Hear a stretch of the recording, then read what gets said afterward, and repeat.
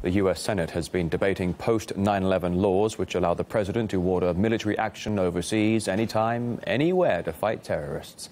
But senators have grown concerned it allows the commander-in-chief to deploy troops without the knowledge of Congress. And top U.S. officials have asked for almost unlimited war authority should the old legislation be replaced.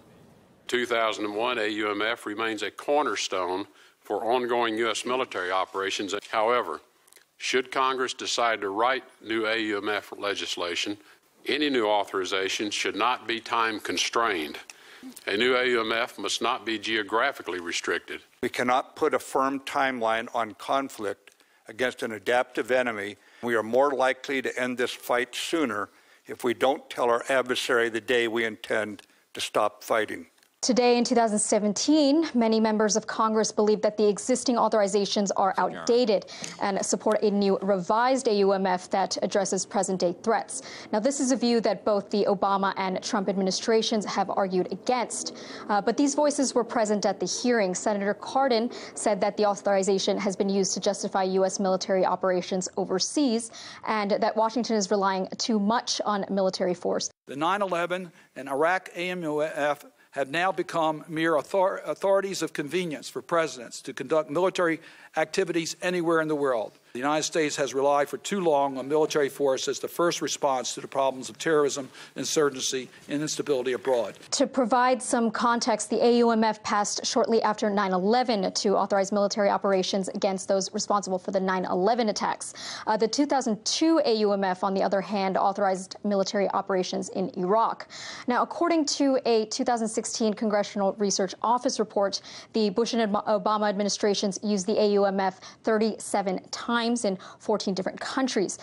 Given that the U.S. Senate voted against repealing the AUMF only last month, it seems rather unlikely that the AUMF will change anytime soon. But it's also impossible to predict what exactly the results of the hearing will bring. We heard differing views from political analysts on the controversial post-9/11 rules, which allow for limitless and unsanctioned counter-terror operations.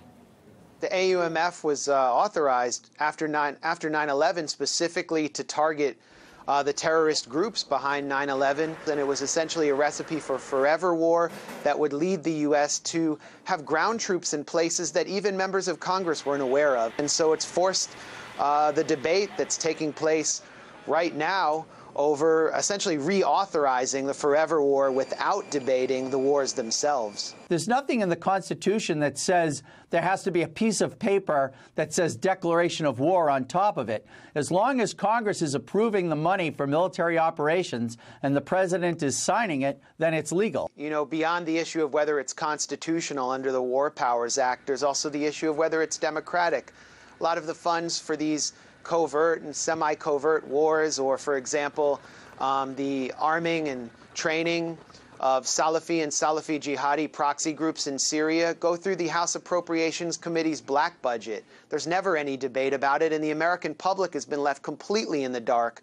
And I think Mr. Blumenthal is absolutely correct that if he's making the case that some of these wars have been mistakes and ill-advised, I certainly think that if there was more involvement of Congress or more public debate, we would avoid some of these things. There's certainly a number of countries that Americans not only have no idea that we're there, and they certainly would say, hold on, why don't we get out of there? We've seen drone strikes in Philippines. We're hearing that Trump wants to weaponize drones in areas around Niger, which is twice the size of Texas. Why is there no debate around that? That's because of the tradition of Congress authorizing, kind of in a bipartisan fashion, any intervention or proxy war or semi-covert war that the executive branch wants to deploy.